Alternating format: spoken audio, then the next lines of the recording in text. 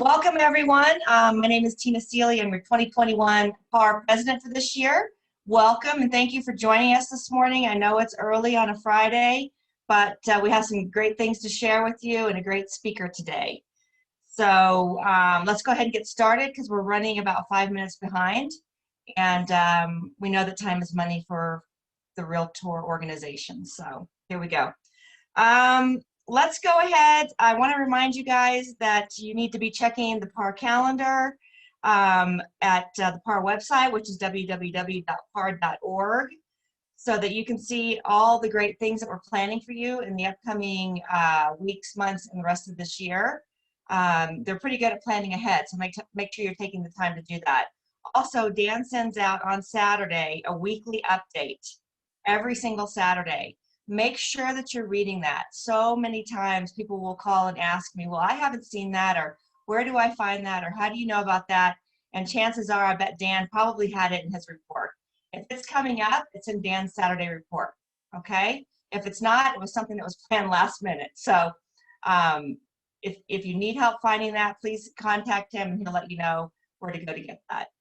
Now we want to hear from our sponsors. So right now, please join me in welcoming Sky Dyrene from Empire West Title Agency. Yay, Sky! Thank you. Good morning, everyone. So happy to be here and kick the year off right with you guys. Sitting here with me is Teresa Summers. She's one of our fantastic escrow officers out in our Prescott Valley branch. She'll take care of your escrows wherever and whenever you need her. Teresa's a really great asset. She's got a couple of decades of experience, if I can say that, doing escrow in the Quad Cities market. So she's a good partner for you in your business. If you don't already have somebody at Empire West, I would ask you to please consider her. And also she gets like top ranks on communication. She's really, really good at reaching out to her people, no pressure. So people really appreciate that about Teresa. So I just wanted to give a shout out. I think it's a little late, but I just wanted to give a shout out to business planning. I mean, we probably should have been thinking about business planning a couple months ago, but if your years were anything like mine, last year, crazy busy, which is wonderful. But if you're still a little behind the 8 ball on really planning out this year and deciding what it's going to look like for you and your business, reach out to me, please. I've got a really excellent business planning workbook, comes along with a webinar, and it's really an asset to your business. So if that's something you need help with, please reach out. I'd be more than happy to provide that, and then hopefully provide any support to you throughout the year to be your partner and make sure you accomplish your business goals. And I did hear something about us being able to do a giveaway. So somebody needs to help me with that. I think there was like a number system, 1 through something. Nicole, will you jump on, or Marcy, and help me? Yeah, I don't know about that either. So okay, well, if we can do it, I'd like to give away a gift card to Triple Creek, the new restaurant in the Hilton nice. in Prescott. I think I still haven't checked it out, so it's going to give me an excuse to go check it out and get the gift card. So I would like to give that away. Okay, ladies. Nicole, do we know how we're doing that? Or Marcy? Or Dan? Hello? Anyone? All right, well, Sky, hold tight on that. I'm sure they're probably, oh, here comes Nicole. Okay, so we are doing a giveaway. Marcy, can you explain that a little bit more with the numbers? Yes, hold on just a minute. You guys want to talk about it at the end? I've got a couple more we can introduce. Yeah, that's fine too. I've got a list of attendees here. So I just want to check them off to make sure that they're here before we give away a gift. So let me do that. And you pick a number, Sky, and then I'll announce that at the end. Okay? Pick a number from 1 to 18. Okay, I picked number 8 because in Chinese tradition, 8 symbolizes happiness. So let's all have a happy, productive year. So 8's my number, and thanks so much for having us, you guys. And if there's anything we can do to help you, please let us know. Good, and 8 is my favorite number. I love that number. Okay, next we have Troy Symington from American Advisors Group. We can't hear you, Troy. Okay, now you It's can not hear me. 2020 anymore. We can't use that phrase. So My name's Troy Symington. I'm with American Advisors Group. And those that aren't familiar with who American Advisors Group, we are the reverse mortgage company that specializes in reverse mortgage. Tom Selleck is our spokesperson, as you can see. Tom is joining me today. He's my backup. All we do is all I do is specialize in reverse mortgages. And so I guess the easiest way to explain what a reverse mortgage could do for you as a realtor is for cash buyers, it gives them the option to buy a house, have no mortgage payment, but only pay half the money. So the easy example would be if you had a $600,000 home and the borrower had $300,000 cash, they could buy that house for $300,000 cash down and make no mortgage payment for the rest of their lives, own the home for the rest of their lives, secure the home for them and their wives. And when they pass away, that's when the loan would be paid back. And the only thing paid back is whatever they borrowed up front. And sorry about that. And the interest that accrued for however long they lived in the home. So it's just it's a great financial tool. It's an easy way for a borrower to be able to buy more house than what they typically could. It's for 62 and older, so you have to be a senior. That's another great tool because most seniors are living on a fixed income and can't afford a mortgage payment anyway, so they want to pay cash for their home. So if you have that buyer that's trying to find that right house and they just can't find it in the right price range for what they have cash, you can sell them on a bigger house or a more expensive house and have no mortgage payment still. So Marcy has all my information. She can send out an email. I attached a reverse mortgage for purchase brochure that Marcy has that she can send to everybody who's attending. And we too are doing a giveaway. We had a $25 gift card. It's already at the PAR office to Cracker Barrel. So Marcy, if I'm going to pick a number, I would pick number 5 because that's my favorite and lucky number. right. So you can do that, and then whoever the lucky winner is, they can come down and pick up that gift card and some packet of information from American Advisors Group. And if anybody wants additional information, we have the Tom Selleck DVDs that explains reverse mortgages in detail. Anybody who wants one, just send me an email, and I'll be more than happy to get one out to you. Now I understand why Tom Selleck's behind you. That's it. He's our spokesperson. Yes, he is. That's awesome. So you got to capitalize on the marketing. We pay a lot for him. So Oh, absolutely. I'm sure you do. thank you Anything for your else? time. Thank you, Troy. Thank you, Troy. Okay. Next we have the Prescott Area Women's Council of Realtors. Did I see Carla in here yet? Was Carla going to speak to us from WCR? She's coming in. Okay. All right, let's give her just a couple seconds here. And again, I want to thank everyone, all the sponsors that are on here, and let's make sure that we're trying to use them because those are the ones that are sponsoring PAR and your business. So it's really important. And I see Carla popping on.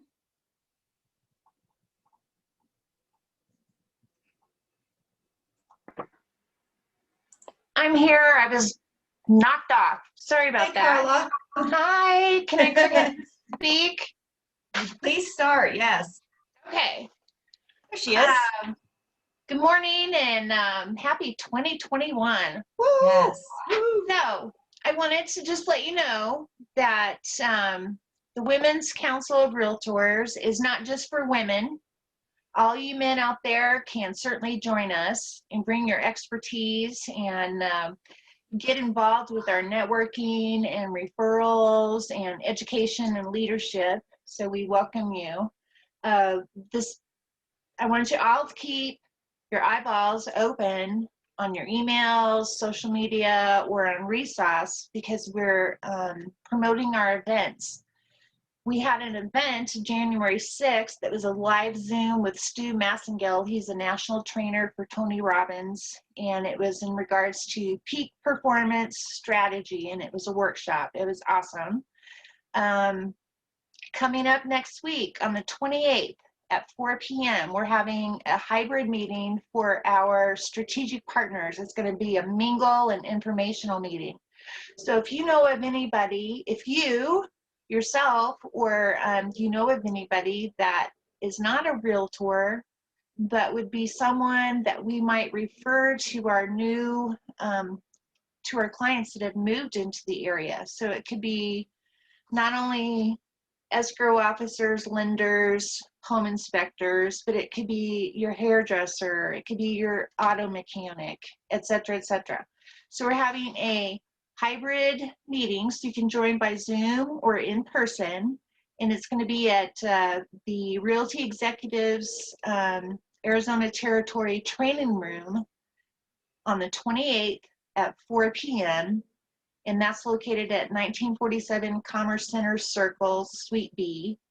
In February, we're planning on doing something a little different. We're going to have a little fundraiser with singing telegrams. So I'm not sure of all the details and how that's going to work in our current hybrid situation, but keep your eyeballs open for those emails, social media, and on Resource.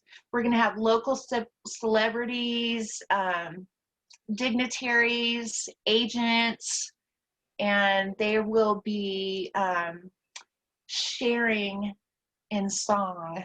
So May is our annual fashion show. However, due to COVID restrictions, we're going to flip-flop that. So we're postponing our fashion show to end of September, early October, and we'll have a golf tournament in May. So keep your eyeballs open and your ears open for that. In March, the State Women's Council of Realtors Spring Conference is being held where? Prescott. Woo! So it'll be at the Hacienda Inn, and you won't have to travel down to the valley. They'll have to come to us. So keep your ears open for that. And I think that's it for the moment. And I just wanted to let Troy Symington know that I really want that Tom Selleck cardboard feature because he and I are doing lunch next week. So maybe I'll just ask him. Ooh, Okay, nice. thank you so much. I meant Carla? with Tom Selleck. Carla, are you doing a drawing? I am so sorry. I didn't know we were doing a drawing, but we'll do a drawing for a free ticket to an event, a Women's Council event. So That sounds awesome. number 13. All right. All right. Okay. Have a wonderful So, day. Nicole, do we want to do the drawing now for Marcy, or do we want to wait? We have another sponsor that's going to pop in later.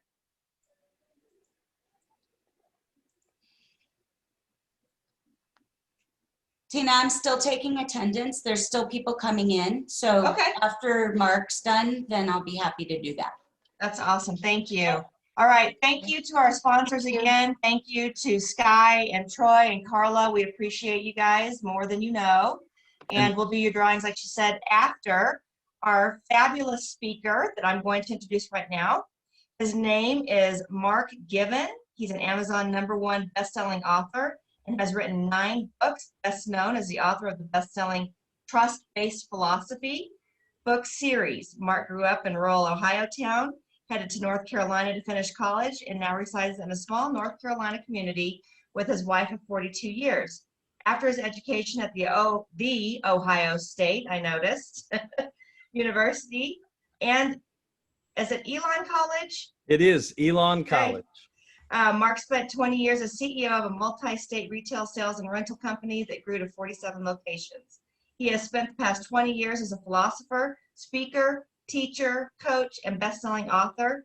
All along the way, Mark has invested tens of thousands of hours teaching his life and business changing truth-based philosophy systems, leadership skills, sales skills, and success systems. Thank you, Mark. Thank you. I think that was a mouthful. So It was awesome. And a lot to talk about. And the other thing that's actually not even on there is that I'm a realtor, and I have been for 21 years. So, Awesome. in fact, I understand what you're going through at the beginning of the year, getting everything going. Tina, thank you for having me. I've been president of my local association 2 different times. And Oh my. so I know I have some understanding of what you've taken on. So So I thank can you for call doing you. that. Yeah, that's right. You can. I hope you know you can. And then I want to thank Marcy and Nicole, who I've done, been communicating back and forth with for a while now to put all of this together. I'm just so glad that you're here. And it's the beginning of the year, so we have lots of stuff that we can actually talk about over the next little while. Let me pull up some slides so that you have I don't look like Tom Selleck, so let me give you something, that's worth looking at, I guess. Although my wife still looks at me, and we've been married for 43 years, so I guess I haven't lost all my looks. So anyway, I'm just so glad you're here. Today, we're going to talk about a challenge that everywhere I go, I've done more than 1,200 programs since 2005, speaking wise, the majority of them in the real estate industry, although I speak outside the real estate industry. And one of the things that comes up no matter where I go is the issue of time management and productivity. So if you've never heard of me, if you've never seen me, I don't want to bore you. You've already gotten enough of a bio, but just know that I'm probably best known even across the world because I've done programs virtually now from Hong Kong to London. I've got one coming up in Australia. Virtual lets us do all of that.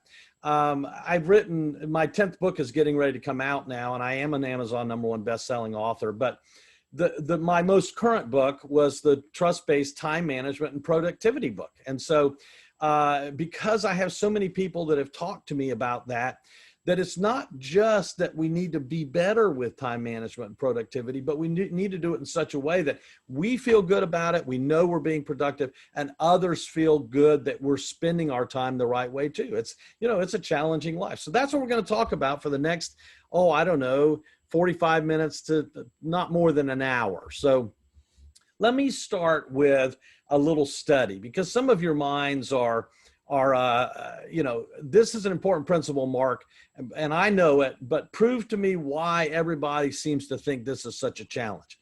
Microsoft did a study just a few years ago, and they were trying to determine, with all the noise that's going on in the world today and all of the challenges that we have, all the distractions, we're so busy, and we have, this technology that's with us 24 hours a day now, lays beside our bed while we're sleeping even. And so they went to work trying to study what the normal adult attention span is. Now, I don't know how you do this, but apparently Microsoft figured out how to do it. And they measured the attention span of a goldfish. And so they were measuring a lot of different things to determine how does a normal adult brain function as compared to other things. I chose the one that was a goldfish because it's just so different. And I don't know how you measure it. But anyway, they came up with an attention span for a goldfish of 9 seconds. Now, if we were in a room together, like we might have been, last year, and like we probably will be next year, you'll have an event and, live again. I would probably have you turn to your neighbor and say, what do you think? Is the adult attention span now of a normal, healthy brain, is it more or less than a goldfish? Is it, are we so distracted that it's less, or are we able to control our thoughts well enough that it's more? So I can't have everybody turn to each other. So Tina, will you unmute for a second? Tell us what you think. Do you think our attention span is more or less than a goldfish in 9 seconds? I don't know. I think I've heard this before. I think it's a trick question, but I would say it's probably less than a goldfish right now, for sure. So you're thinking, thank you, Tina. So you're thinking that with all the stuff going on, that as short a time as 9 seconds is, that we would have less. And Tina, I just want you to know what Microsoft discovered was you are exactly correct. The attention span of a normal, healthy brain now is 8 seconds. Well, how does that apply to you today and what we're talking about? Well, actually, it applies to you in everything you do, because you need to know that your attention span is amazingly short, 8 seconds. And all of those people that you're communicating with out there in the world, whether it be your family, whether it be your clients and customers, whether it be the associates, the other agents out there, as a leader, that the people that you're communicating with, it's 8 seconds. So just want you to know that the challenge for me over the next little while that I'm going to be here with you is to give you enough relevant and valuable information that as you drift off, that you'll come back in. Now, as a result of that, this short period of time leads to the fact that we're not listening very well. We're not very clear on what's always being said or done, and things pass us by. You don't have to take my word for any of this, actually. Satya Nadella, who's the CEO of Microsoft, he said it this way. He said, we are moving, meaning you and me, we are moving from a world where computing power was scarce to a place where it's now almost limitless. And you know that's true. He went on to say, and where the true scarce commodity is increasingly human attention. So what I want to talk about today with you is time management, human attention, and how we can be the most productive and relevant, right? And not just fun and interesting, although that's nice, but how we can do a better job of accomplishing the challenges and the things that we have every day when we get up that are set in front of us. Human attention is what leads us to real success. I call it being consciously present. So in other words, to be highly productive, to manage our time wisely, we need to be present. We need to be paying attention. And there's lots of research besides all of the research I've done to write my book. And I will tell you today that my book goes into more detail and more descriptions. But what I found with everybody, my lovely bride, our 5 children that we're grateful and blessed. I mean, we meant to have 5 and we have 5. We have 9 grandchildren. All of my clients and customers, we find, what I have found in my life is that time management and productivity is an important principle, but what works for somebody else may not work for you. So what I'm going to give you today are just 7. I could give you a lot more, but I picked out 7 time management and productivity principles and skills, different ways of doing it. And you might be able to find that one of those is powerful and effective for you. So let's start with an important question, because why is time management and productivity important? Because we want to accomplish things. Now, I hope you got out a pen and it's something to write on, or at least you've got some place where you can type it in your phone if you want to. But I want to ask you an important question, and this is the basis for not only my presentation today, but as you head through today, this weekend, the rest of this month. And here's the question. What would have to happen in the next 12 months for you to feel happy with your success or progress? So today is what? What is today? Let me find it. Today is the 22nd of January. So what I'd like for you to write down is January 22nd, but not 2021, but rather 2022. And I want you to project yourself either forward 12 months or think of it as if you're already there and you're looking back 12 months. And think, what would have to happen, or what would have had to have happened in those 12 months for you to feel happy with your success or progress? And I hope you're writing something down. I hope you're thinking. Now, it can be anything you want. It can be business related. It can be health related. It can be, happiness related. It can be work related in some way. It could be with clients and customers. It could be anything you want. And I may get a chance to talk about what I believe are the 8 important life areas as to why we even focus on time management productivity. So I'm not gonna take any more time right now on that question, except I hope you wrote it down. What would have to happen in the next 12 months for you to feel happy with your success or progress? And then I'd like for you to ponder that all through the day. As you get distracted, as you're moving from place to place, think about it. Because if you can decide what it is you really want, that's the reason that time management will help you create the productive life, joy, success, happiness that you're seeking. So let's go down the path and talk about why we even do it, why it's important to us. Several years ago, I read a book by Jack Canfield and Mark Victor Hansen. Now, they're the catalyst, the co-authors of the Chicken Soup for the Soul series. They've sold 500 million copies of those Chicken Soup for the Soul books. But they joined up with Les Hewitt and they wrote a book called The Power of Focus: How to Hit Your Business, Personal, and Financial Targets with Absolute Certainty. Now, I read that book because obviously I was thinking, hey, I want to do that no matter how old I get. I want to hit my personal and financial targets, and I want to have some certainty that I'm going to get there. Here's what they said in the book. Now, I highly recommend you read the book, but here's what they said in the book that applies to you. They said, the 3 biggest challenges facing business people today, that's you, are these. And I bet you feel this way. They're time pressures, they're financial pressures, and they're the struggle to maintain a healthy balance between work and home. In other words, realistically, when we focus time on work, we're taking away time from home or from other things that we might want to do or would want to do, like to do, right? When we work on financial pressures to pay the bills, we're taking time away from doing other things. So that creates stress for us. And stress is good, but it's not always healthy. So I believe that you feel the same way I do on this. They are 3 of the biggest challenges that I face. They went on in the book to say this, that 90% of people that attend short-term programs, that's what we're doing today, see no improvement in their lives because they don't take the time to implement what they learn.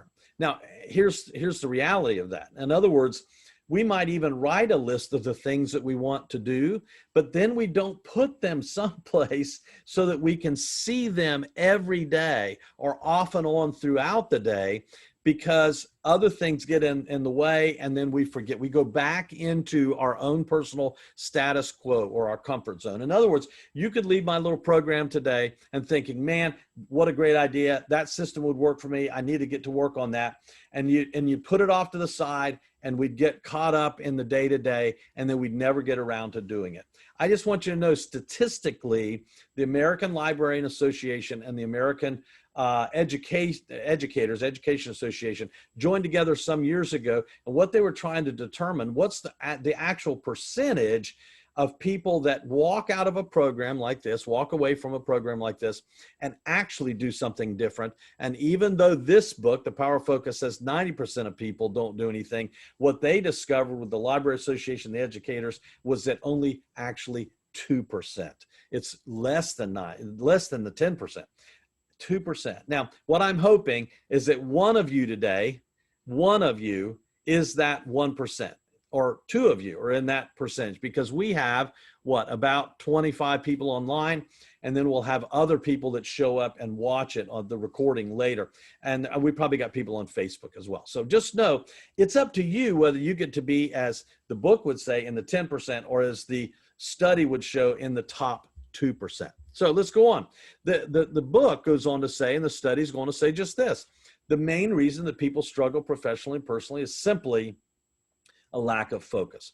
Focus is completely, we struggle with focus because we have so many distractions. We have so many fires to put out. We have so many people calling on us. We have those unexpected text messages that we must look at on our phone, right? That we must respond to immediately. We have this FOMO, right? This fear of missing out. And so we automatically look at our phone. So we're going to talk about these strategies that will take us down the path to help us with these challenges. So just know, I believe this, that life never really completely closes the door to opportunity. There's always opportunity in front of us. It's just how we embrace it. It's the doors we choose to go through. And when it's not working out, that we exit and go to another one. Because when we say yes to one thing, we're saying no to other things. I would say it this way, a Mark Givenism, that what we need is almost always right in front of us. Now, I hope you notice that I underlined the word need, because what we want is not always right in front of us. I know you found that to be true, that sometimes the things that we want and we don't get, it's good that we didn't get that. But the things, what I've found in my life, and I'm old enough, I believe now, to say that I've got some experience in this, that what we need is almost always right in front of us. And I found that to be true, that when I will do the things necessary to make big things happen, the things that I need always seem to be provided by God or the universe. Now, I'm a religious person, and you may not be, so you may believe that God or the universe, but just know that I believe that the things I need, they're almost always right in front of me, but I got to do my part. So let's talk about what we got to do, and let's see if we can't find a system that might work for you. Now, I wrote there's 25 proven ways in my time, trust-based time management and productivity book. All of those are not different 25 skills. There's some principles and then skills. I'm going to give you 7 of those possible ways that you could work on time management to help improve your circumstances. Now, let's start with one that you actually may be familiar with, because many speakers or instructors have talked about Pareto before. And you know the Pareto rule, the 80-20 rule. Pareto was born in 1848. He lived through 1923. He actually did his original study on pea pods and farming. And what he was trying to discover was, of all those plants that were planted and harvested in the field, what's the percentage of all that they planted that turned into the valuable fruit that was usable? And what he discovered was, of all of it, the 100%, only 20% gave us the fruit or the results. Now, he later discovered that it was the same thing with wealth in Europe, that 20% of the people, or even less, held all the wealth in Europe. In fact, just want you to know today, if you look statistically, it's exactly the same way in the United States, that a much smaller percentage than even 20% hold the majority of the wealth, even in our country. Well, how's that apply to you and to me? Here's how it applies to you. We do all the things we do. We could write them all down, all the things we do. Think of all the things that you have to do in a real estate transaction. But here's the reality, and the Pareto principle is correct. Of all the things you do with your life, of all the things you do in your daily real estate practice, only about 20% of the things that you do actually end up creating about 80% of the results. So the key in this time management and productivity principle is, what is the 20% that I should be doing more of that creates 80% of my results? And so let me give you a couple of examples. So I won't do this on everyone, but let me give you a couple of examples, because it's just so true. We could go out today and we can put a sign in front of a house. We can go out and we can take the pictures if we want. We can get a drone and fly it over, right? We can go out and get a drone license and fly it over the property. And we can do all of that. We can enter it into the MLS if we want to.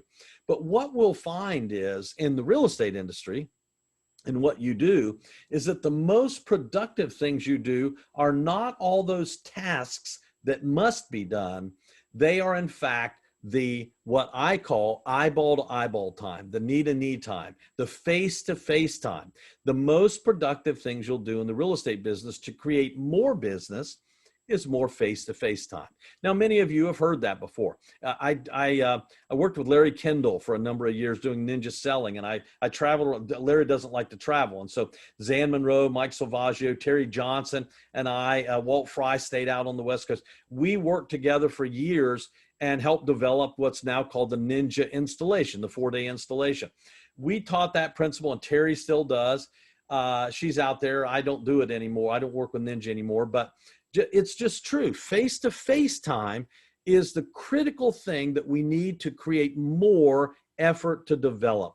It's all the things that we would do, the most highly productive time. So I just want you to know, I really believe this is true. One of the principles in the book that I'm not really covering today is about taking a nap. You'd be more productive. I mean, there are some cultures that understand that taking that 20-minute nap, as often as possible during each day, right? So in other words, each day, if you can take a 20-minute nap around 2 o'clock in the afternoon, because that's when your body just kind of, gets a little bit on the maybe it's 2:30 or 3 o'clock for you. Our metabolisms, our physiology would be different. But that principle is correct. Our brain needs a little bit of a rest. Our body needs a little bit of a rest. If we could create more, schedule more things in the morning so that we would have more face-to-face time in the afternoon, take a 20-minute nap, we might be amazed at what we'd get done. Pareto is right. It's seeking the 20% of the activities that will create 80% of your results. Now, if you've never heard it before, write it down, because Pareto's right. And think, where do I spend my time that is more productive than all of these other things that I could, in fact, get somebody else to do? In my case, with 5 children, when I was out there selling real estate every day and my children were home, I had them doing many of the things that they could do legally in North Carolina, where I am, and not hold a real estate license. All those things that I needed done, I just trained them to do those things. So they were my assistants. Why not, right? And then I got to create more face-to-face time. So that's the Pareto principle. That's number 1. Let's go to another principle. And you've probably heard maybe some of these principles too. So Stephen Covey, who passed away a few years ago, he was born in 1932. So he lived a pretty long, healthy life. He died in 2012. It seemed the time goes by so fast, hard to believe that he's gone. But he wrote a powerful book, a wonderful book called The 7 Habits of Highly Effective People. Now, let me pause for just a second and tell you a little bit about Covey too, as it relates to this topic. Covey was a professor, and he did lots of great work with young people, but it wasn't until he was in his 50s that he ended up writing this book. It was in his 60s and 70s when he became a worldwide phenomenon. He went deep into his life before he saw some of the success that maybe he wanted or was seeking. But isn't it interesting? We don't always get the things we think we want early. It's what we get, what we need. And that's what needed to happen for the world and for him. But in this book, The 7 Habits of Highly Effective People, he really wrote the 4 quadrants. Now, I discovered in writing my book that he wasn't the first one that had used these 4 quadrants. That's another one I'm going to show you today. But he became known for these quadrants, 1, 2, 3, and 4. The not important, the important, the urgent, and the not urgent. Some of you maybe have read his book, and so you'll be in that 8 seconds that you're only paying attention then. But for those of you that maybe have not heard all of this, all about the loading the big rocks first, here's what he said. He said in quadrant 1 is the urgent and important. Those are the things that have to take place, that have to get done. Now, I don't know what you do every day, but every single day when I get up and sit down at my desk, I have something that I call today's priorities. I don't know if you can see that very well, but I have, 1 or 2 or 3 or 4 or 5 things that I know must get done. Those would be considered Covey's quadrant 1, the things that need to get done. Now, some of them are more important than others, but those are the 1 or 2 or 3 or 4 or 5 things that are important for me to do that day. I write them down and I keep them right here so that I can see them, right? So that I know them. And I can, of course, check the box, but it's not as important that I check the box. It's more important that I'm paying attention as to what I'm saying yes to and no to. These need to happen. For you, it's when you get that call from that most important client, that one that's getting ready to close on a property, and you've got to take that call right now, no matter what you're doing, because, hey, we're getting ready to hit the closing, right? So we've got to make sure we have that. Take whatever it is they need, we got to deal with it. Quadrant 2 is the not urgent, but important. So let me give you an example of that. That might be well, I'll tell you one thing, right? So I'll give you a good example. It's not urgent, but it's important. That's this list for me. It's not urgent. I don't have to do that every day. But it's important for me that I do that every day because it helps me plan out my day. It helps me make sure that at the end of the day, I know that I've got 1 or 2 or 3 things that I know that I did right. I got it done, and gives me something positive to think about at the end of the day so that my dreams are good. I have strange dreams like you two probably, and you probably have strange dreams like I do. But anyway, the reality of it is this is not so that I get depressed about the things I didn't do. It's about the things that I did do. So that leads us to quadrant 3, which is not urgent, but not important. I'm sorry, urgent, but not important. And you can delegate that. Now, I'll give you an example of that. What happens around here, all of our children have grown up. And so my wife regularly gives me honey-do lists. I get them all the time. And oftentimes she does, sometimes she'll text them to me. Sometimes she'll just write it down someplace for me to see. Sometimes she'll just tell me. Every time that she does that, I try to communicate with her and say, honey, do you need that done today? Or do you need that done this morning? Or do you need that? When do you need that done? Because they're urgent, but all of them are not always important that I do them right now. In fact, some of them that she's delegating to me, I can also delegate to somebody else, right? One of my kids comes by to see, and I can say, hey, mom wanted me to do this. You could do this, or you might be better at this. Would you mind doing that? So it's things that you can delegate. It helps you be more focused, which leads then to quadrant 4, the not urgent and not important, which is to eliminate. Now, COVID for the year. What may have happened over this nearly a year now is that you've developed some habits, maybe some things that you've done that are not as productive as you could be. So as an example, television time. Certainly you may have picked up some binge watching on some shows that maybe you'd always thought, oh, I'd like to see that. Well, now you've watched all 9 seasons of it. And so it's not urgent that you did it. It's not important. In fact, before you never got around to it, but COVID allowed you to do it. Now, I'm not saying it wasn't fun or it wasn't enjoyable, but did you really need to watch all 9 seasons? So I think you get the point. So I believe Covey is really right. And when I read his book, that led me, along with some other principles that I knew, to do some things like this, right? So today's priorities for me. This actually came out as a result of reading this book. And then I read another book he wrote called First Things First. And as a result of that, I changed the way I did my little squares here. In fact, where it says 1, 2, 3, 4, 5 on here, and this one has a checked box because I already did it. Actually, what I learned was if I write them all down, then I can actually change the numbers in the box too. I can do it that way. And in other words, what is the most important thing? Most of the time, what I want to do is just write down the things I know I need to do today, then prioritize them. So Covey's right. This is the second of 7 principles. Covey's right. Now, this might not work for you. This might not be the one. Pareto might not be the one for you. So let's go on to another one. Parkinson, C. Northcote Parkinson, lived from 1909 to 1993. And he was more of a philosopher, psychologist. And he wrote a principle called the Parkinson Rule, and there was more than one of them. But here's what he really said as it applies to you today. He said, work expands to fill the time available for its completion. He's really talking about procrastination. And here's what he said as it relates to you and me and procrastination. All right, so today is Friday. Now I'm on East Coast time, so it's 11:18 my time. And so let's say, for instance, I get an email during this program that says, hey, Mark, I'd like for you to come over and take a look at my house. And because we're thinking now it's time to sell.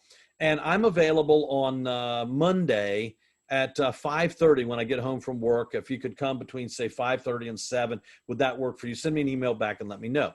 So let's say we set an appointment for 5:30 on Monday. Here's what Parkinson says. I know that I've got now a listing appointment. I've got a face-to-face appointment, right? The Parkinson or the Pareto rule, which is what I want. I want more face-to-face time. So I'm all excited about that. But at the same time, what Parkinson says is it's Friday morning. I've got until Monday at 5:30. What do most people do? Well, work expands to fill the time available for its completion. And so what you might be thinking is, well, I've got these things I've already got on my list. I don't really have time to do that or prepare for that today. So I'll just wait. I'll get it done. I'll make sure I get it done before 5:30 on Monday. But Parkinson says we'll put it off today. We'll put it off tomorrow. We'll put it off on Sunday. And sometime around probably 3 o'clock or 3:30 or 4 o'clock, we'll remember we got to get that done. And so we go to work. Now we're rushing and we're not consciously present. Now, he didn't say consciously present. That's what I'm saying, but that's the principle. Now, I don't know if that's you or not, but I would say for many of you, whether you're live with me right now or on Facebook or on Zoom or later on if you watch the recording, I would say many of you struggle with this challenge. And so what Parkinson says is we need to be aware of procrastination and not allow procrastination to control our lives. Don't keep putting it off. I've been guilty of it. I'm sure you've been guilty of it. The problem is when we're over guilty of it. And so here's what I would say. The principle here of Parkinson's system is being conscious of it, being conscious that you have a problem, and then to, nick away at it so that you would be better. Begin today. If you get that appointment, and I hope you do, by the way, I hope you get that email so that you set that appointment because, boy, there's such a shortage of supply everywhere. We list to live. So if you get that listing appointment, I want you to prepare, really over prepare so that you can win the listing. How do you do that? You start right away. You start right away. In fact, if you combine this and go back to, if you go back to Covey's and combine those together, you can see that there might be some things that you need to delegate, right? So that you can have time to really prepare and start preparing now. It's not urgent that you do it now, but you start planning now. You start pulling the stuff together. You don't have to do it this minute. The appointment's not at 2 o'clock this afternoon, but you get it done. So Parkinson is talking about procrastination. Many people really struggle with this. I have a friend named John Nimmo, Nimmo. He's a speaker and his program is called Leadership Lived. I recommend you check him out online. He's got a new book coming out about procrastination, and it's going to be a great book. I've read some of it already, so write his name down, John Nimmo, Leadership Lived, because you're going to want to read his book when it comes out about procrastination. So I believe that Northcott Parkinson is 100% correct. Get focused on what you need to be doing so you're not putting it all off. And that leads right from number 3 to number 4. Now, you've probably never, ever seen this one before. I've got the next several you've probably never seen before. It's really called the, Posaic, is the way I say it, method. It's loosely based around Maslow's hierarchy of needs. In other words, there's a pyramid of needs here. And here's what this principle teaches. It teaches that we need to, in order to accomplish all that we should be accomplishing in the world, we need to contribute, economize, streamline, organize, and prioritize. And it starts at the top of the pyramid with prioritize. And here's the principle. You would prioritize the responsibilities and all the things that you have to do according to your goals and your time frame. In other words, go back to that initial question that I asked. What would have to happen in the next 12 months for you to feel happy with your success or progress? Write those things down, and then you prioritize of all of those, which are the most important. So then you would take those responsibilities according to your goals, your time frame, and you'd make some decisions. Then you would organize, what needs to be achieved to maintain success. Now, here's what I would say on this. This is where you would begin a process called mind mapping. And you may have heard of that before, but mind mapping is where you have a principle that you write down, and then you write all of these spider webs out there of all the things that it's going to take to get that done. So then you would organize what needs to be achieved to maintain success. If you've never heard of mind mapping, I encourage you to take 10 minutes, 5 minutes sometime this weekend, go to Google, type in mind mapping and look at it, read what it says, but then click on images too, and you'll get some images of how mind mapping work. It ties in nicely with this. The next level then is streamlining tasks that you're not fond of, right? But have to be done. Let's be honest, to accomplish all the things we need to accomplish, sometimes there's some things that we just don't really love doing, but they got to get done. Either we need to do them or somebody else needs to do them. So you would streamline and decide exactly, here are the things I can't wait to do. I love to do those because those are the natural things we want to do first. And then here are the things that I don't love.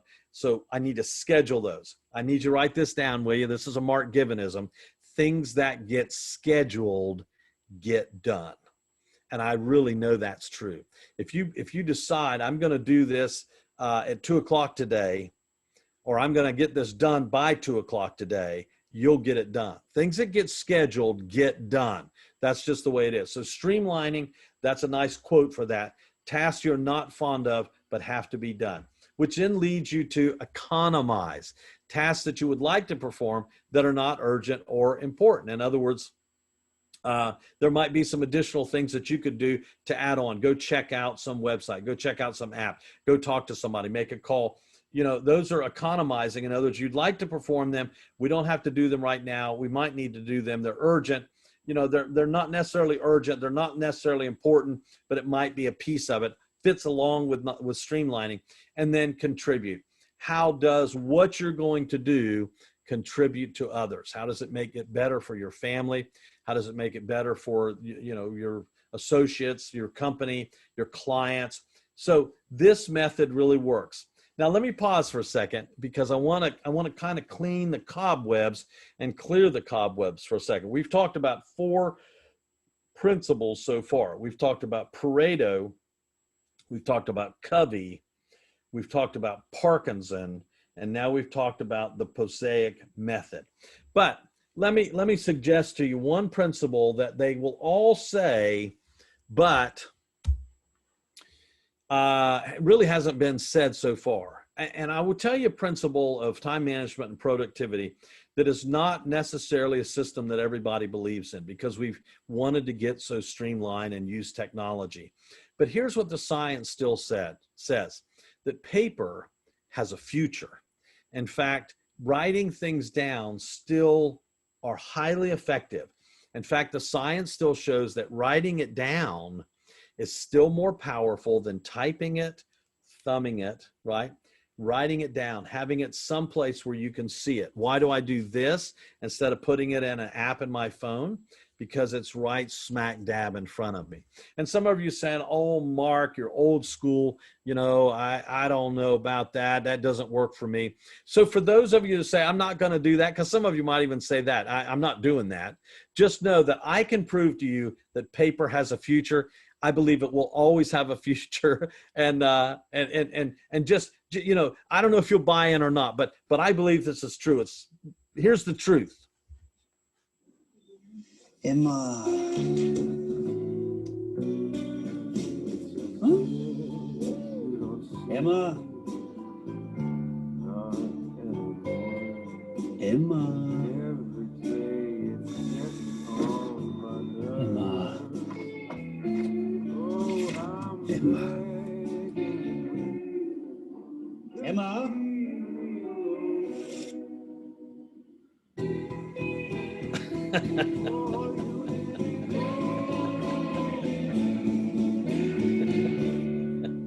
So for those of you that don't have buy-in, I just want you to know, I really believe it. Paper has a future. So we've talked about the Pareto principle, the Covey principle, the Parkinson principle, the Mosaic principle. I want to go to another one that you likely have never, ever heard of. It's called the Pomodoro technique. Now, obviously, it comes from an Italian background. And here's the principle. You would take a kitchen timer, and actually the inventor of this used a tomato timer. That's why it was called the Pomodoro technique.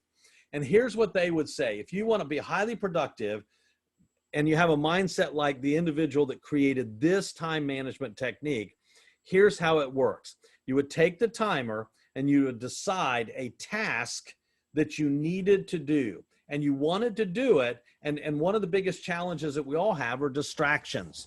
And so what you would do is you would then set the timer, knowing what it is you want to accomplish. You would set the timer for 25 minutes. And then you would be true to that 25 minutes. So you'd set the timer, and then you would work on the task with no interruptions, no phones, no emails, no text messages. No, I can't answer the door if somebody comes to the door. When somebody says, hey, have you got a minute? Say, not right now, I don't, right? Maybe you need to put a sign on the outside. I actually have a sign on the outside of my door, even though I'm in my home, that says, hey, I'm in a program right now with, Prescott Area Association of Realtors. So, and I'm done at X time. So you work on it undistracted, 25 minutes. Then you would take a short 5-minute break. You get up, walk around, stretch yourself. Maybe you go get a glass of water, or, maybe some, snacks. You get some nuts or some protein of some kind.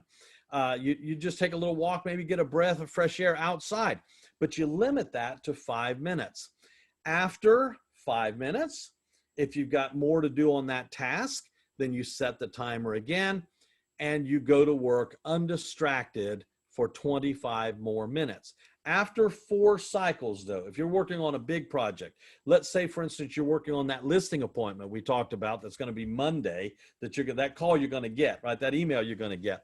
So then after 4 cycles, if it's going to take you that long, then you take a 15 to 30 minute break. So you get 5-minute breaks in between, but after you've done 4 cycles, then you take a 15 to 30 minute break. That's when you go get something actually to eat. You sit down. Maybe that's when you go watch that show that you've been wanting to watch some, and you watch 10 or 15 minutes of that show. You go outside and you take a walk, right? Or maybe you do something healthy. That's when you take that 20-minute nap that would be refreshing for you. By the way, I can do that. I know for somebody who's saying, no, it takes me 20 minutes just to calm my mind. My wife is that way. I can put my head on the pillow, and I'm not that smart, so I can just knock it out. I can lean against a tree, and in 45 seconds, I can go to sleep. So just know it's not because I'm exhausted. It's just I can clear my mind. I'm just able to do that. I hope you can do that. It's a blessing. But anyway, the Pomodoro technique really has been powerful and effective for some people that can focus undistracted. Now, if you struggle, right, go back one. If we go back one to, or go back 2, right, and talk about, say, the Parkinson system, or the Parkinson principle, the Pomodoro may not work for you. But for some of you that have never heard this before, you don't have to use a tomato timer. But I would say for some of you, this would work. You could actually use your phone. You could use Alexa. It would set a timer for you. There's all kinds of ways that you could do this and make it work. So the Pomodoro technique really, really, really does work for some of the people that I've spoken with and shared it with, and they've come back to me and sent me an email or gave me a call and said, hey, I want you to know, I've never heard of that, Mark. I've tried that, and I can't use that every day on everything, but that has really worked for me. I will tell you that the Pomodoro technique worked for me, and I didn't even know I was doing it. As I've written a number of my books, since I've written 10 books now, and my goal, by the way, is to write 30 books, that this Pomodoro technique really does work for me. My mind allows me to decide on a task, get clear on a task, set a timer, and be, not allow distractions. So you have to have buy-in by other people too. They have to understand how this works for you and why you're doing this. And if they have buy-in, then it will be productive and valuable and usable for you. The Pomodoro technique. Let's go to principle number 6, which is the Dwight D. Eisenhower, or the Eisenhower decision matrix. Now, here's what I found. I found that Eisenhower actually created Covey's principle before Covey, and Covey just piggybacked off of this. So I've really already taught you this. You've got not important, important, urgent, and not urgent. And you can see that Eisenhower's principle, he was born in 1890, died in 1969. There might be some of you here that were actually, young and were aware when Eisenhower was president. I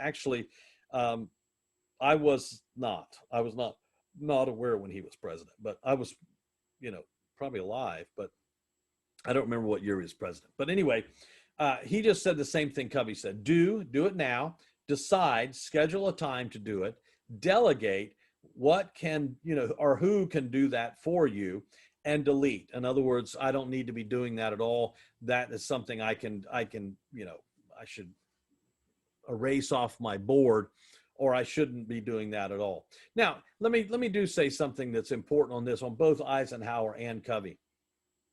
There are some things you cannot delegate, and there are some things that you need to schedule a time to do, but you have to schedule a time, and then you have to be consciously available and aware when it happens. Give you a quick example so that you'll understand why this principle works. With both Eisenhower and Covey, for me, with 9 grandchildren, my oldest grandchild is 16 years old now. And so in a couple of years, and it's going to be time for him to, he doesn't live here. He lives in Raleigh, North Carolina, which is an hour and a half from me. But I've got to schedule time to spend some time specifically with Lee, because in a couple of years, he's going to be off to other things. I think he's going to serve as a missionary for a while.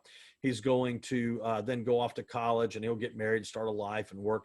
And if I don't spend time with him, all of a sudden, I'm not going to have a relationship with him. And I love him dearly. And I know that you feel the same way about your family, maybe your children and grandchildren. I hope so. I hope you do. I talked with Lee last night, and when we talked, he said, "Pops, I want you to come up to Raleigh and play golf with me." And so that we can have some time, a couple hours to talk. Now I'm only an okay golfer, so I leave it to 9 holes. I don't play 18. But I know this. I know that next week I'm going to be sitting down and scheduling some time to spend specific time to drive on down to Raleigh to go play 9 holes of golf very soon with my grandson. And then when fishing season opens, because that may be something I can schedule for later, but if I keep putting it off, if I keep procrastinating it, I'm going to wish that, the cat's in the cradle. I don't want that story to be me, right? So just know that the Eisenhower principle and the Covey principle are critically important as it relates to that. Now, the 7th principle, the last one I want to talk to you about, because we've really only got about maybe 8 or 9, minutes more that I'm going to spend with you today, maybe 10. That I just want you to know that I read this book by Brian Tracy. Now, I read a number of Brian's books, and Brian is so kind. He's endorsed all of my trust books. His name's on the back of my books, where he wrote a very nice testimonial for me. Anyway, this is a really great book that he wrote, The Power of Self-Discipline, No Excuses. And he has a very simple time management productivity system. He calls it the ABCDE system. And let me share that with you, because of all of them, this is the one. There's not a single one of you that's listening today or at some future date could not implement. I've saved this one for last. And here's what Brian says. First, you need to understand the principle that he says, never work on a lesser task until you've completed the higher task. In other words, you may have B, C, D, E things to do, but never work on those until you do the higher task. So A, that Brian says, is that you're very clear. You write them down. You have a list of them, right? Paper has a future of the must-do tasks. You're going to have every single day some must-do tasks. What Brian teaches is the same thing I teach. The important principle is you know what they are. They're thought out, even though if you may not know everything you need to know to get it done, but that it's got to get done. It's a must-do task, and you need to get it done that day. I got an email yesterday on something that has to happen from a connection, a client, that I've got to do it today. I mean, you were my priority for this morning, but when I finish up, that's going to be probably the number one thing I need to get done today, business-wise. It's a must-do task. Can't do other things before I do that. Most important thing. B, Brian would say, is should-do tasks. In other words, these are the things that I should do today, But if I don't get them done, see that list, right? If I don't get them done, that's okay. I can carry it over till tomorrow. Now, I have an additional pad here. It actually says things for today. This was given to me by my bank. And I actually have a separate pad here of things that I will think of that need to get done. These are should do tasks. I keep this one here, but I all the time I got stuff covering it up because I just refer back to this every week sometime and say, is that something I need to absolutely get done this week, right? So as an example, I've done about 100 online programs since COVID started, maybe a little more than 100. And of those programs were not counted about 20 podcasts that I've been on internationally that I needed to add to my website. So those were on here, podcasts on my website. And of course I had to get somebody to do that. So that wasn't something I had to do today, but it's something I needed to get done. You can look on my website, you can link to all those podcasts. So C, Brian would say, is they're nice to do with no negative consequences, but I don't have to absolutely do it today. A C for me would be playing golf with my grandson. That's nice to do, and that would be nice to do today. But if I don't do it today, there's no negative consequences. Now, eventually, it would move up to A. I must do this today, right? Or I must do this morning. So nice to do is no negative consequences today, which leads us then to D, which you could delegate to others. And others are just plenty of things, just like some of the other time management productivity skills I've talked about. There are things that, you know, they need to get done, but they don't have to get done by you. They just need to get done by somebody. You can delegate that. And some people are really good at delegating, right? A lot of stuff. And then that leads to E, the non-essential should be eliminated. You shouldn't be doing them at all. There's somebody else that can be doing that, right?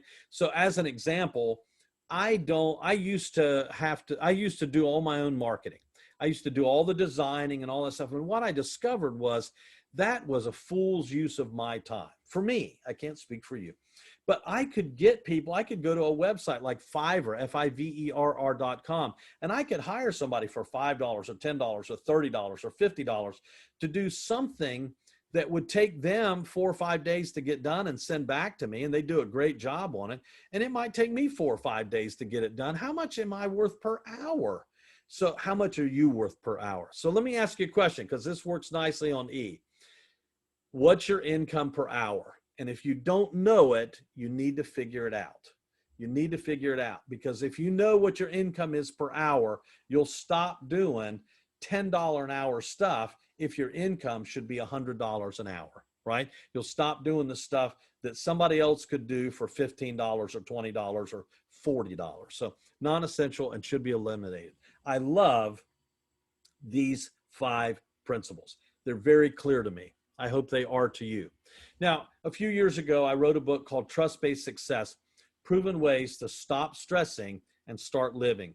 And I carried over a principle that I wrote in that book into this book, my time management and productivity book, because there's a 4-step process to success. And I hope you'll write this down. If you haven't written anything else down, I really do hope you'll write this down.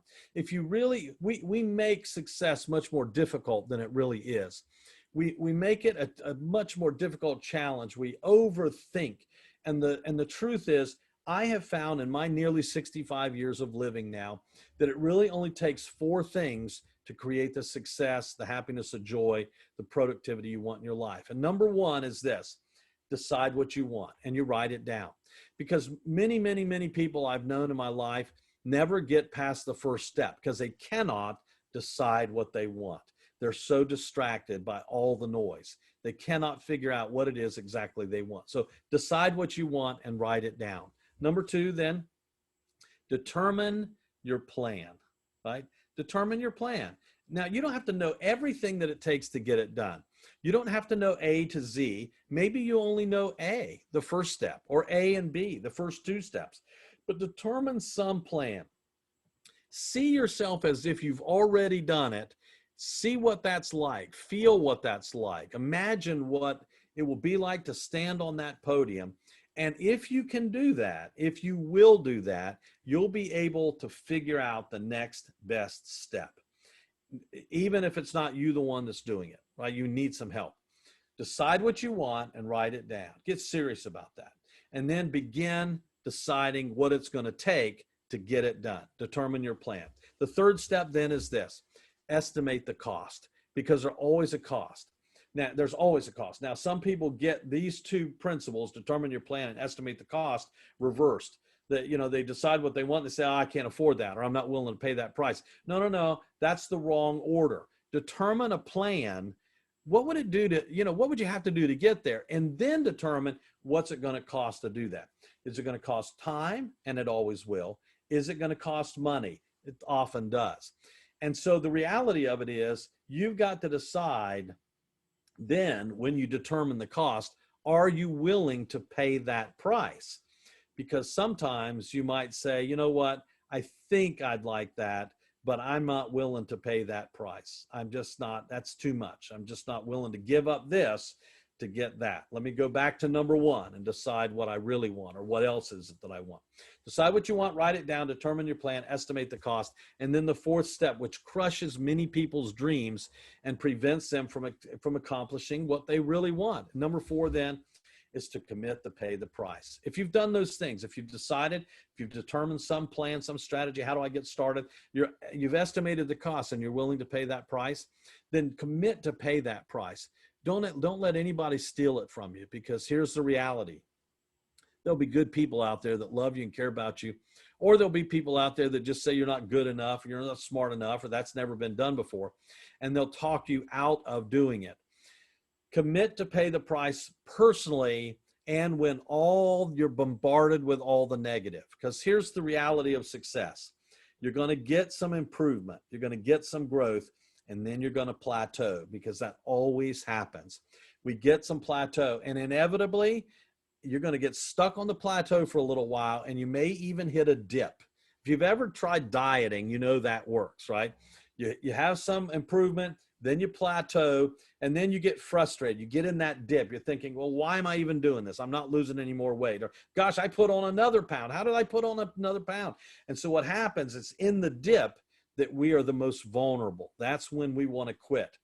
But if you'll fight through the dip because you committed to pay the price, you'll have some more growth, and then you'll have a plateau, another dip, some more growth, a plateau, another dip, and so on and so forth. It happens like that every time for everybody I've ever known. So there's the four-step process to success. And I promise you, if you'd follow this four-step plan, it will work for you. I just know this. I'm just so glad. I'm so grateful that you would come and spend nearly an hour with me today now. It's just a big thank you for doing that. I invite you to send me an email to mark@markgiven.com, or you could go to my website, markgiven.com. And here's what happens. If you go to my website to get the free trust test, which I recommend you do that, by the way, go and sign up for the free trust test. You just put in your name, your email address, remind me where you are. Within 24 to 48 hours, we'll send you a PDF of the trust test. Print off 2. You take one for yourself, fill it out. There's 38 questions that you evaluate yourself on trust. How trustworthy are you? Then you give the other blank copy to somebody else, and they fill it out about you. That'll help you grow, right? That'll help you grow. If you want to become more trustworthy, take the trust test. So I'll send you some free bonus material. I'll send you a free chapter of the book. I'm not trying to sell you anything. You can either email me, or you can go to my website and ask for the trust test. So with that in mind, let me tell you one last story and I'm done. J.P. Morgan lived a long time ago. And in fact, he was alive from 1837 to 1913. Wealthy man, but not one of the wealthiest men in the world. Began what we now know as Chase Bank. Anyway, the story goes that he was walking down the street in New York City one day, and a young man walked up to him, a bold young man. He said a simple thing to J.P. Morgan. Here's what he said. He said, "Sir, in my hand," he had an envelope, "I hold a guaranteed formula for success, which I will gladly sell to you for $2,000. Now, this is a long, long time ago, more than 100 years ago when this happened. You know what? $2,000 and those dollars that day would be worth about $54,000 today. JP didn't look at the young man the way the story goes. He didn't say, "Go away, young man, get out of my face. What are you talking about?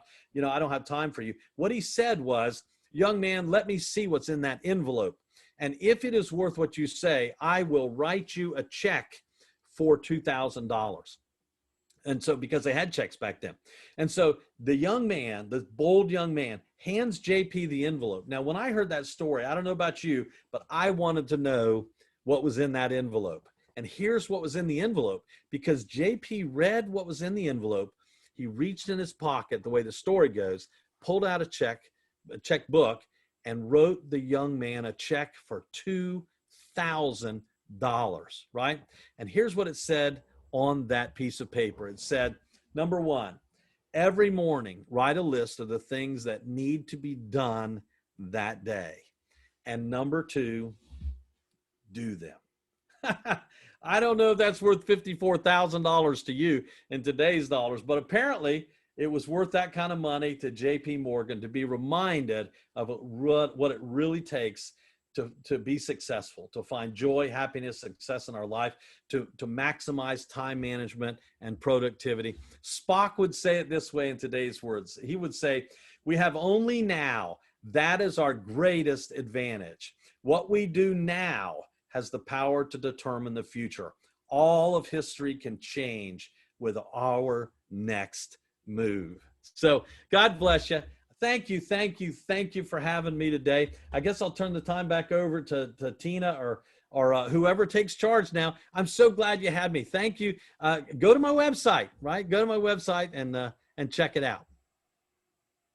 Awesome. Thank you so much, Mark. That was amazing.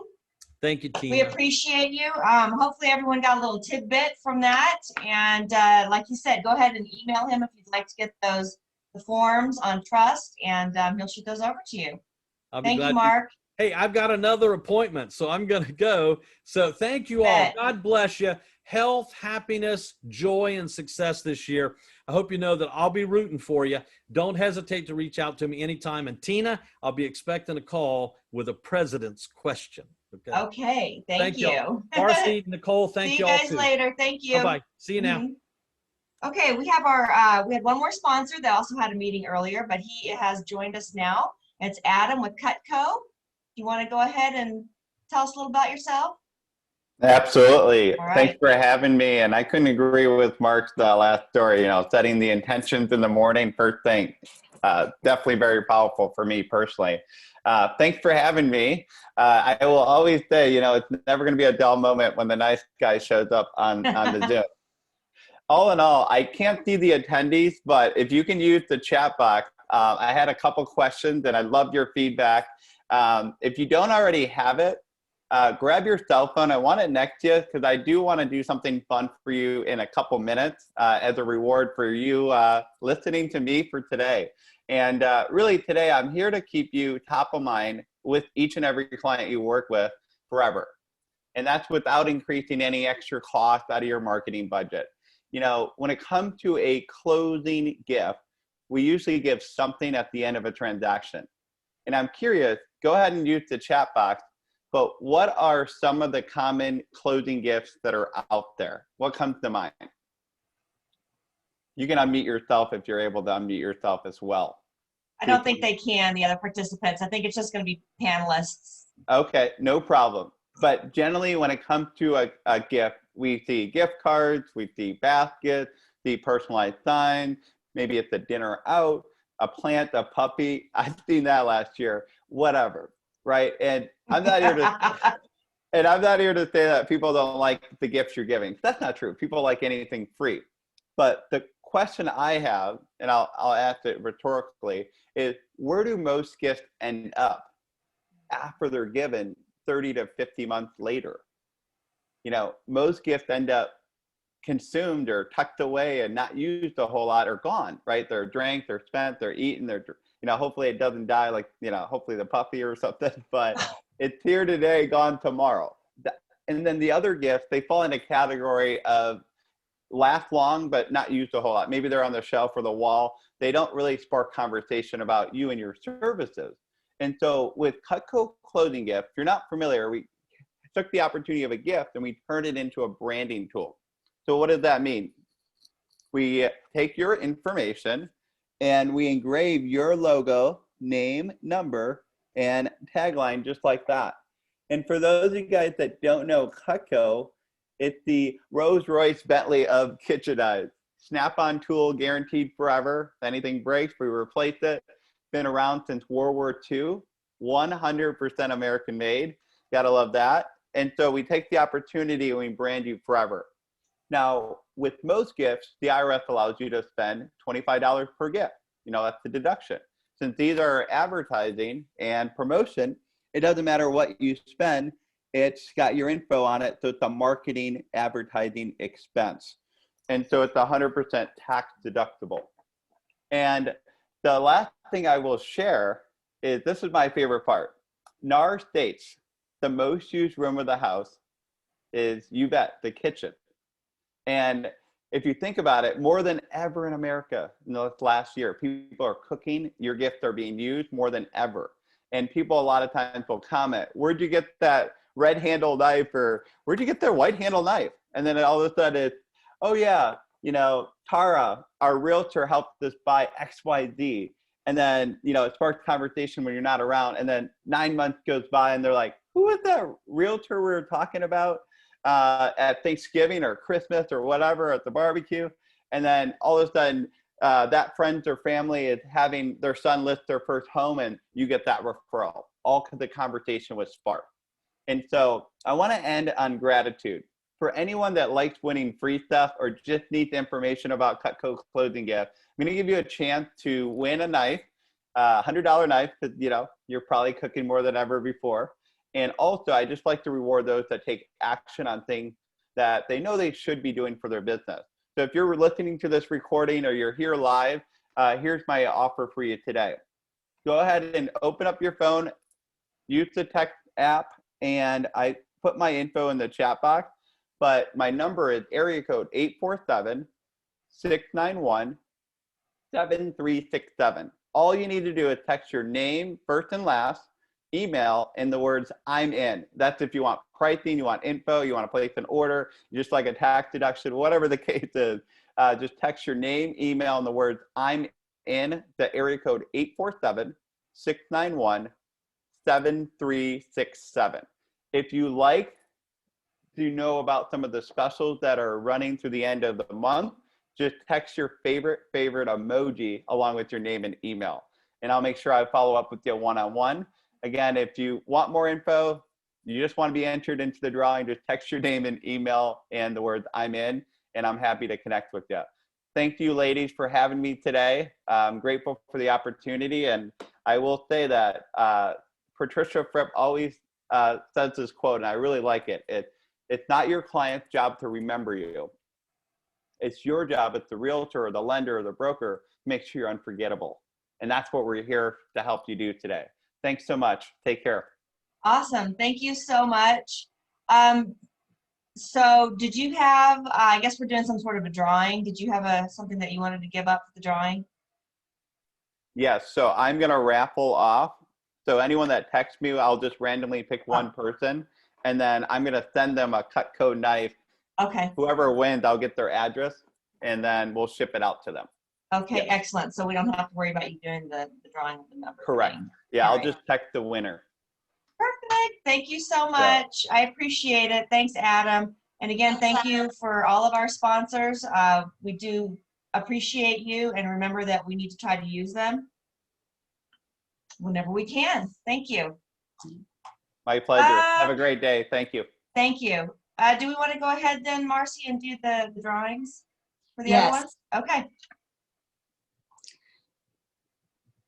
So we had 21 people attend, and I printed off the roster, and then I counted which of those attended. And then, so let's see, Sky picked number 8, and our number 8 person attending is Tara Fort. So Tara, you've won something from Sky Dyrene with Empire West Title Company. Troy picked number 5 for something from AAG, and that winner is Tom Connor. Tom, Right. get a hold of us. We've got that gift certificate. I think it's $25 to Cracker Barrel here at the office. So stop by here and we'll give you that that gift. And the last but not least, Carla is offering a women's event to someone in our audience, number 13. That person is Diane Tennyson. So All right. Diane, get a hold of us and we'll get a hold of Carla for you, and then all of that will be taken care of and you'll be getting your gift. Thank you all. Fantastic. All right, thanks again. And I think Marcy, you're going to be taking over this next part. She's going to be telling you about some upcoming classes and offerings from PAR. So take it away. Yes, I just wanted to bring some attention out for the upcoming events and education opportunities. Save the date. Revive Coast to Coast is coming back Wednesday, March 31st. That's presented by RE Events, and this Coast to Coast live conference will feature nationally known experts and coaches. So get inspired, stay informed, enroll in that as soon as you see that information come up on our class and events calendar. We'd love to have you. It's going to be a great event. This is our 3rd annual, so we're excited about that. Next, as part of our 2020 pledge to our members, we're investing in you so you can invest in yourself. We do want to continue that through 2021, and we'll be continuing periodic free CE or informational courses, plus reduced price designation classes throughout this year. So please go to our webpage, www.par.org, scroll down to the bottom right of the main page, and there you'll see all of our wonderful upcoming classes and events. Also coming up on January 27th, it's not too late to join, from 10 o'clock in the morning to 11, national renowned instructor Shay Hatta joins us from Chicago as she talks about the 15 creative lead generation ideas, which she has allowed her to grow her business from 1 transaction a year to over 75 a year in just 4 years. This will be through Zoom, so you could find the link to pre-register on our webpage. February 2nd from 11 to noon, another nationally renowned instructor, Maura Neal, joins us from Atlanta to talk about running your business in a low inventory market, which is really important these days. Learn how to generate inventory and market yourself, and other topics, including talking about the philosophy of the unrealistic seller and the disappointed buyer. This will also be through Zoom, and you'll find the link already on our webpage. February 25th from 10 to noon from Nashville, we're really excited to bring you Cher Powers. She'll be presenting her Umbrella Effect, building an unstoppable inclusive culture, and then her think tank workshop that will help provide you with practical steps to make difficult discussions more comfortable. She'll explain how to harness your emotional intelligence, unconscious biases, and a lot more. Complete description is on our website listing for this class, and it's free through Zoom. Her instructor fees that she's charging PAR will be donated to a charity.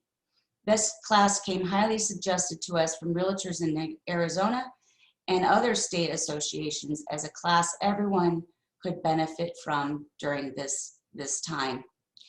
And I want to take a quick reminder to you that this is the last year in the C6 series of Code of Ethics. If you haven't taken a class of Code of Ethics from 2019, 2020, this is your last year to complete that series. So we want to we're hoping to offer you a Code of Ethics class every month to get your Code of Ethics updated. Now, depending on you, if you take it with us or if you take it online with NAR or the CE shop or any other class that offers that and gives you a certificate, please be sure to email that certificate into PAR to Marcy Rogers at marcy@par.org, and I will note your file here, and I will also note it in NAR for you. So if you have any questions, please give me a call or email me. We're hoping to have our first class on February 9th from 1 to 4 with Jimmy Garcia. And he is part of our PAR school. He's one of our new instructors. And he's going to talk about ethical agents. It pays to do good. February 9th from 1 to 4. So that'll be on our calendar within the next few days.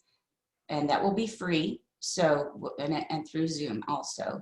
So I just wanted to make mention of that. That's very important. If you have not completed your code of ethics, you will need to do that this year. Tina? Yeah, thank you. Yeah, and for those of you who don't know, Marcia's been working really hard on the new PAR school. So be watching for free classes and some other programs in the next upcoming months, because like I said, she's been working her tail off on that. So thank you so much, Marcia. We appreciate it. Thank you. I also want to remind everyone, I know that the deadline for joining a committee has passed, but I want to encourage you to, if you are still interested and you just got busy over the holidays because it was a weird time to sign up, I understand that, to please go ahead and go onto our webpage and pick a committee that you think you might be interested in. It's never too late, and we can add you throughout the year. So I want to invite everyone to do that. It's really important. You get to know a lot of the other realtors in town, which is really awesome, because I know sometimes we never get to see anyone's faces. So please consider doing that. And I also want to remind you, though, if you make the commitment, you do have to go to the meetings and participate. That's the whole point of doing that. So, but we would love to have as many of you as possible. One more thing that we have going on is the LDP program. It's a leadership program. We can take up to 7 people, and right now I think we only have a few applications even turned in for it. It's excellent. If you haven't taken any classes with Evan Fuchs, however you guys pronounce it, he is fantastic. He taught my leadership program. To be, when you're president-elect, you have to take that class through AAR. And so I took that with him and Holly Mayberry. Just excellent. It's not just a leadership class. It's also going to help you with your business. It's going to improve you as a person and teach you some really cool skills. So that is going to be starting on Zoom in March. So we need your applications by February 5th if you're interested in that. If you are interested, you can reach out to anyone on the executive committee or even at PAR. They'll also be able to point you in the right direction on where to find that application. So it's not a hard application to fill out. If you're interested, please look into doing it, and it's not very expensive either. So the last thing that we have today, Dan, do you have something for me? Yeah, I want to add on to that a little bit. There's going to be a graduate testimony panel for LDP next week, Tuesday, January 26th, from 1 to 2. And we're going to have at least one graduate from our program as well as graduates from the other association programs as a part of that. I just set it up yesterday, so I wasn't able to get it in for the script, but I just kind of want to let everyone know that that is next week. So if you're curious to learn more about LDP and how it can benefit you and what's all involved with that, that's a great event to go to. So I just want to let everybody know about that. I got it on our Facebook page right now. There's going to be more promotion about it over the weekend. So I just wanted to interject on that. Thanks, Dan. I appreciate it. Yeah, they have you read some great books on leadership, very similar to the ones that Mark was presenting with that to us today. Like I said, and they're not just going to help you be a better leader, they're going to help you be a better realtor and increase your business. So the last thing that we need to do today is I just want to talk real quick. Marcy, can you throw up the bylaws? We're going to be having a bylaws proposed revision coming up. The voting's going to start as soon as we are done with this Zoom. It's a real simple one. We are looking at changing one of our committee names and the purpose of it to better serve PAR and you. So here it is right here. Please take a second to look at that. The changes you can see are down there under to read as follows, number 1 in red. We want to change the nominating committee to read Leadership Develop Committee Development Committee and change the number of people on it from 4 to 9 to 11 realtor members. It also lists the people that we want on there and what their duties are going to be. So if you have a chance, please take the opportunity to go on and vote. If you are a member in good standing, you are always invited to vote for our bylaw changes. And we appreciate that. Does anyone have any questions? This is a legal step that we have to take prior to us having a bylaw vote for a revision. If you have questions, please put it in the chat box.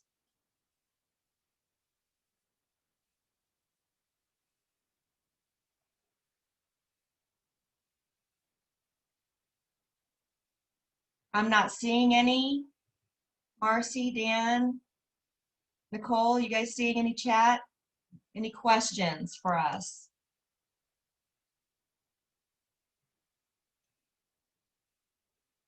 Marcy just said to put it in the all panelists and attendees if you have any questions. Like I said, this is a legal step. We have to do this and allow it to be open to the members. Still none? All right. We're going to go ahead and move forward then so that you guys can go out and sell real estate. Again, thank you. Again, make sure that you're voting in the bylaws. That's going to open up today. Thank you to all of our sponsors and thank you all for coming by. Make sure you're checking par.org and signing up for some of our new classes upcoming. And happy selling. Thank you.